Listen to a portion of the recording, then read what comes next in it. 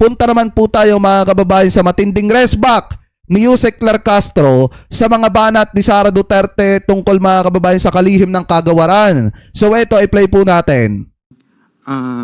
Yusek, sinabi ni VP Sara sa isang interview over the weekend na kalat yung governance ng kasalukuyang administrasyon. Ito po yung bahagi ng kanyang sinabi. Nakikita nyo na parang kalat yung governance ngayon kasi ganoon din yung ibang departments. Buti sana kung magaling lahat ng secretaries. Walang utos, walang nag-uutos sa'yo na presidente at walang nagbabantay sa'yo na presidente. So yun ang na-disappoint ako. Akala ko mabilis, tuloy-tuloy ang trabaho. Tapos sasabihin mo sa tao, ito nagawa natin, ito gagawin natin sunod. Walang ganoon na nangyari. Ano po ang reaksyon dito ng palasyo? Let us look who's talking. Ang sabi niya po, kinuha ko nga po yung transcript po na yan. Buti sana kung magaling lahat ang secretaries. Mukhang tumama naman po siya. Dahil siya, bilang sekretary ng DepEd, naitalaga siya ng Pangulo. Pinagtiwalaan siya ng Pangulo. Pero sa bandang huli, aamin pala ang Vice Presidente na siya ay walang kaalam-alam sa pagiging DepEd Secretary. Tama! Totoo po yan. Kasi di ba kung matatandaan nyo, ang gusto talaga ni Sara Duterte maging sekretary ng DND mga kababayan or ng Department of Defense. Kung matatandaan nyo yon, gusto niyang kuhanin yung pagiging sekretary noon nga naman para maprotektahan yung agenda ng China mga kababayan sa West Philippine Sea. At syempre, alam nyo naman, kapag ka-sekretary siya doon at pumapabor siya sa China, madali ang pera, mga kababayan. So ngayon, kung mapapansin nyo, nung hindi na ibigay sa kanya, at ang napapunta sa kanya ay Department of Education, anong ginawa niya sa DepEd? Binalakura niya ng matindi, mga kababayan. Talagang ginawa niyang kahiya-hiya ng matindi ang departamento ng DepEd, kinurap ang pera, hindi maipaliwanag kung saan po dinala. Kaya nga merong 73.28 million na pinababalik sa kanya kasi nga hindi naging tama yung paghawak at paggastos ng pera sa kanyang departamento at sa departamento ng DepEd mga kababayan. So ngayon ituloy pa natin. Hindi po lahat ng sekretary na naiya talaga dahil sa tiwala ng Pangulo, sa paniniwala sa kanila, hindi pala talaga magaling. Doon pa lamang po sa mga ghost students, ghost vouchers, ghost food packs, ghost laptops, ghost school materials. Lahat ng multong ito ng Vice Presidente, nung siya ay DepEd Secretary, huwag niyang ipahid kay Pangulo. Tama! At ang mga kalat na ito ay ngayon niwanawalis at nililinis ni Senator or rather Secretary Sani Angara ng DepEd. Tama mga kababayan kasi kaya nga diba kung matatandaan nyo ako, proud akong sabihin sa inyo ng paulit-ulit yun. Nang dahil do sa rally namin, napatalisik si Sara. Diba partida, mga vlogger lang ang nag-organize nun. Pero kung titingnan nyo mga kababayan, one take lang yon pero ilang yung lumipas, diba bumaba rin si Sara sa kanyang pwesto. Talsik din siya sa kanyang pwesto mga kababayan. Kaya nga yung mga rally-rally ng mga DD shit, wala yan. Diba? Ang wag nyong hintayin, ito doon sa mga DD shit, wag nyong hintayin na mag-rally ulit yung mga vlogger, na nag-rally yung mga supporter ng gobyerno ang mag-rally. Kasi pag kami nag-rally ulit, baka magulat kayo, hindi na Vice Presidente, si Sara Duterte noon. Di po ba? So ngayon mga kababayan, ang isa pa po dyan, talagang kung matatandaan nyo, itong patungkol sa Kalayaan Island Group talagang mas lalo pong umiinit at umiinga yung banggaan ni Senator Ping Lacson mga kababayan at ni Senator Dante Marcoleta. Kung si Yusek Lar Castro at si Sara Duterte ay umiinit mga kababayan, yung balitaktakan, yung banggaan nila, umiinit din po mga kababayan itong patungkol kay Senator Ping Lacson at Marcoleta. So ngayon pakinggan po natin kasi sabi po dito sa PRTV Prime Media, Senator Marcoleta at Senator Lacson patuloy ang sagutan sa Kalayaan Island Group mga kababayan. Kasi nga naman, konteksto lang ng konti, nagsabi si Marcoleta na para madali na lang at wala ng gulo, i-give up na lang yung Kalayaan Island Group, which is ayaw mangyari po yan ng mga kababayang Pilipino po natin, kaya kini-question etong si Senator Dante Marcoleta. At dahil po dyan, nabatikos ng matindi si Marcoleta at hindi niya matanggap na nabati ko siya ng maraming kababayang Pilipino po natin. So ngayon ito, i-play po natin. Patuloy ang mainit na diskusyon ni Senator Rodante Marcoleta at Senate President Pro Tempore Panfilo Lacson tungkol sa usapin ng Kalayaan Island. May umaarangkadang balita si Angela Babad. Sa pagpupulong ng Committee on National Defense and Security kaninang umaga, binalikan ni Senator Rodante Marcoleta ang pahayag ni Senate President Pro Tempore Panfilo Lacson sa nauna ng Commission on Appointments hearing noong February 4, kung saan binanggit umano ni Lacson na si Thomas Cloma ang nakadiskubre sa Spratly Islands at siya ring nag-turn over sa Spratly Islands sa gobyerno ng Pilipinas. Tama! Kinumpirma ni Marcoleta mula sa General and Staff College kung ang detalyeng ito ay tinuturo sa institusyon. No, this is statement came from Senator Ping. That's why I'm trying to clarify and have it confirm kung totoo ito na ito ang itinuturo. Kasi sabi nung captain, he took this course in Camp Crame. Sabi ni Senator Ping, when he took this course in 1983, ito ba yung tinuturo sa course na siya nag-discover and he turned over it to the government of the Philippines? Ayon kay Brigadier General Alexander Gigantone, Deputy Commander ng AFP Education Training and Doctrine Command, wala umano ang nasabing module o kurso sa kasalukuyang itinuturo sa institusyon. Dahilan para itulak ni Marcoleta na itama ang nasabing misinformation. Dagdag pa rito, sinabi rin ni Marcoleta na tila siya ipinipinta bilang villain o kontrabida sa usapin ng Kalayaan Island. Hindi, kontrabida naman talaga mga kababayan yung labas niya eh. Kasi ikaw ba naman, teritoryo ng Pilipinas yan bago sasabihin mo na para madali na lang, give up na lang yung Kalayaan Island Group. Talagang lalabas na billing talaga siya dyan. O kontrabida mga kababayan sa teritoryo ng ating bansa. Kasi nakakapagtaka naman yung biglang pagkakaroon ng interest ni Senator Rodante Marcoleta dun sa mga teritoryo ng Pilipinas buhat nung nagkaroon ng courtesy call sa kanya yung embahada ng China, yung Chinese ambassador mga kababayan dito po sa ating bansa. Di ba hindi nyo ba napapansin? Buhat nung naimbitahan siya, nakausap siya, biglang naging sunod-sunod yung pagtira niya mga kababayan sa mga teritoryo po natin. At kahit yung mga politiko, yung mga kababayan Pilipino po natin na nagpuprotekta dyan, pinapatulan din niya. Island Group. And somebody is suggesting na sinasabi ko raw, I'm trying to remove the KIG from the territory of this country. Sinabi mo naman talaga.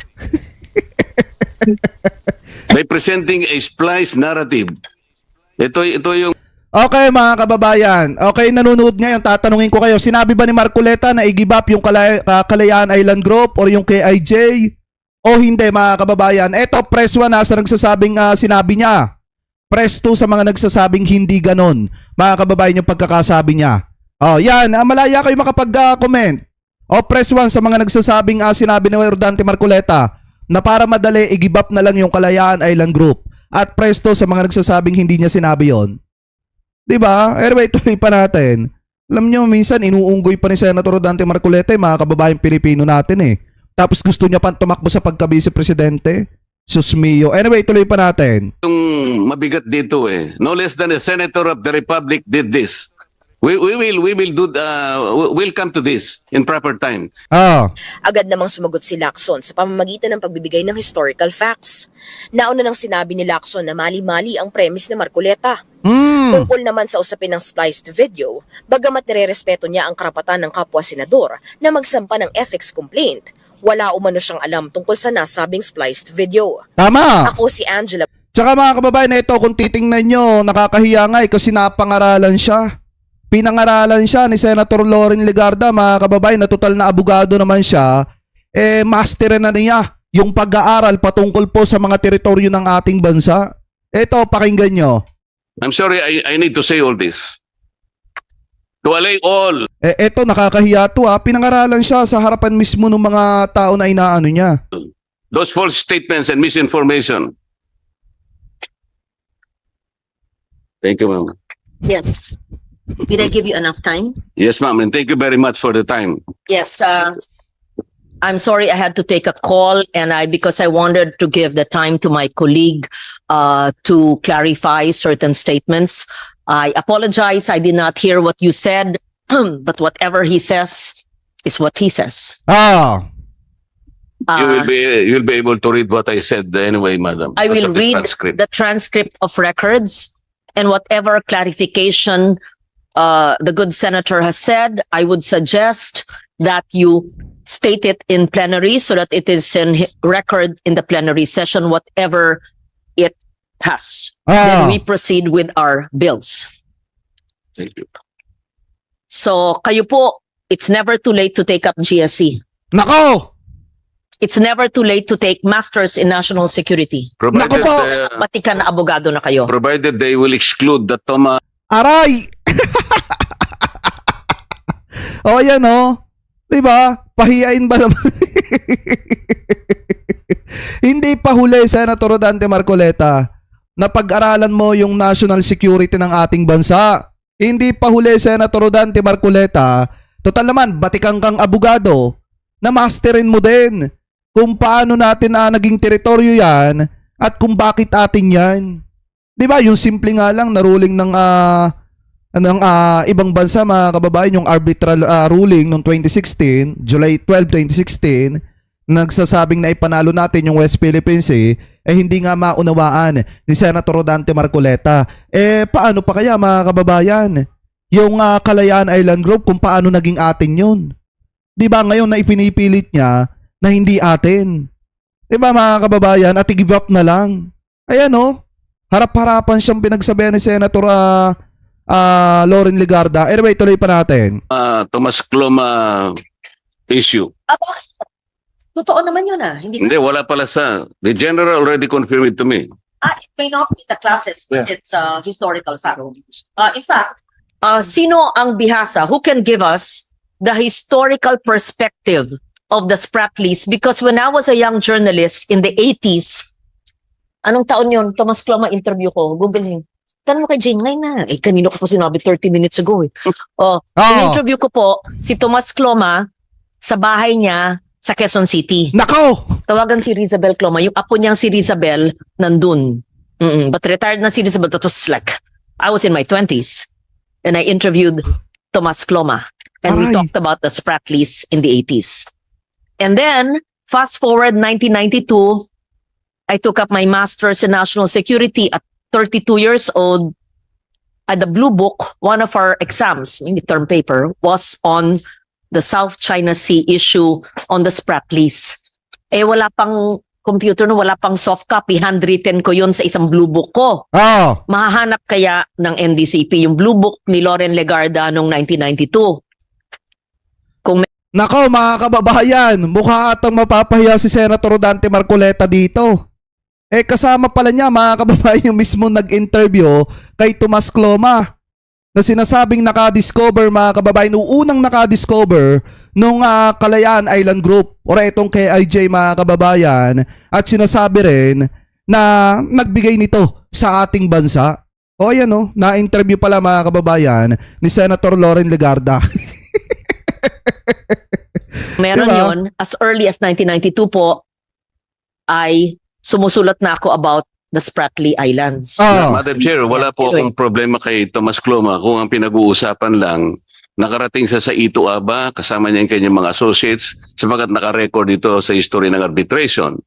At siya rin naman ay nakapunta sa kanyang mga associates. Very briefly, sabi ng arbitration, nandun siya, pero wala siyang residence doon, hindi man siya nangisda doon. They were talking about the historical rights of who fish in that area, who mine in that area. So nabanggit talaga ang pangalan niya na he had some activities, although briefly, in the Spratlys as well as in Ito Aba. Yun ay hindi natin pwedeng alisin sa history. Ngunit kung itinuturo po nila na Thomas Cloma ay siyang nag-discover ng Spratlys, ang dami pong bansa ang talagang nag-object. Kaya baka mamamali po yung mga estudyante na magte-take up ng course na yan. At lalong-lalo naman, hindi niya i-donate because paano niya po i-donate? On record po ito, the Philippines is one of those countries who objected kasi nga hindi siya terra nullius . Meaning to say, there are a lot of discoveries already prior to 1956 when he declared a freedom land. Yun lang po ang part na dapat wag nating susundin dahil mali yun. Lalong-lalo naman na sinabing dinonate. At yan daw ay formalized sa Presidential Decree 1596. Maling-mali po yun. Kahit basahin po ninyo yung PD 1596, wala pong sinasabi tungkol kay Tomas Cloma. Yun po yung lang gusto kong burahin natin. Pag-aari Ano yan? Panahon nyo ng tatay ni PBBM, mga kababayan. po natin yung occupied territories natin not because they were discovered or donated by Tomas Cloma. Pag-aari natin simply because nandun ang mga tao natin and we have effective control under public international. Hindi, ganito nga kasi mga kababayan. Sinasabi niya ngayon, pag-aari natin. Pero nung isang araw, ang sinasabi niya, para madali, i-give up na lang natin. So ngayon, nalilito kasi ang taong bayan, Senator Rodante Marcoleta, kung ano ba talaga yung main point mo, kung ano yung side mo talaga. Isuko ba natin yan o wag nating isuko? Kasi unang-una, sinabi mo, para madali, para hindi na magbuwis pa ng buhay ng mga kababayan Pilipino natin, especially yung mga kabataan, much better to give up. I-give up na lang natin yan. Tapos ngayon, sinasabi mo na atin yan. Sinasabi mo na wala kang sinabing i-give up. So doon kasi nalilito yung mga kababayang Pilipino natin. Ang gusto, alam niyo sa totoo lang siguro sasang-ayon kayo sa akin. Ang gusto nyo lang naman talagang marinig mga kababayan para matapos na to, mag-public apology si Senator Rodante Marcoleta at aminin niya na mali siya nang sinabi niya na i-give up na lang yung Kalayaan Island Group para madali. And then after nun, pag nakapag-public apology na po siya, okay na. Diba mga kababayan? At gawin niya na yung trabaho niya na 2,000 kuryente pababa, mga kababayan, yun ang pagpukusan niya ng pansin. Kasi yun naman talaga yung ipinangako niya sa taong bayan. Huwag niya nang pakailaman yung mga teritoryo ng Pilipinas. Anyway, tuloy pa natin. National law, kung sino merong effective control, siya yung may-ari. That's the status now. So wag nating sasangkot si Tomas Cloma sa mga bagay na hindi tama para sa kanya. So yun lang pong i-correct natin. Let us cleanse the part of that course na pinalalabas na discoverer siya at dinonate na at pinormalize ni President Marcos in his presidential decree. That was all wrong. That is historical distortion. I think that is very, very clear, General. Thank you po. So, nakikinig. Pasensya na po. Oh. 1991 po, nakilala ko si Tomas Cloma. Oo, 1991 pala. Sige. Nakinig po ako. Sige. Ayan. Mga kababayan pero matindi yung sinabi ni Senator Loren Legarda na hindi pa huli ang lahat. Pag-aralan, i-master yung security. Ano po yung security ng ating bansa, mga kababayan? Yung mga teritoryo ng ating bansa, pag-aralang mabuti ni Senator Rodante Marcoleta, lalo na siya naman po ay abogado, mga kababayan. Kasi matindi yung sinabi ni Senator Loren Legarda, yung payo niya, pag-aralan mong masterin yung national security ng ating bansa. Dahil ikaw naman ay batikang abogado, sampal ng matindi po yun kay Senator Rodante Marcoleta. Ibig sabihin, ang mga pinagsasasabi ni Senator Rodante Marcoleta at mga ginagawa niya ay hindi na po akma sa kung ano yung totoong pinag-uusapan sa mga teritoryo po natin. Ano po dito sa ating bansa. Anyway, mga kababayan kayo, ano po masasabi ninyo? Hingil po sa mga katuwiran ni Senator Rodante Marcoleta na wala naman daw siyang sinabi na isuko ang Kalayaan Island Group at mali daw po yung sinasabi ni Senator Ping Lacson doon sa video na ipinost ng account ni Senator Ping Lacson. So kayo mga kababayan, ano po masasabi nyo hingil po dyan? Comment below na lamang po kung ano po ang comment at opinion po ninyo hingil po dyan mga kababayan.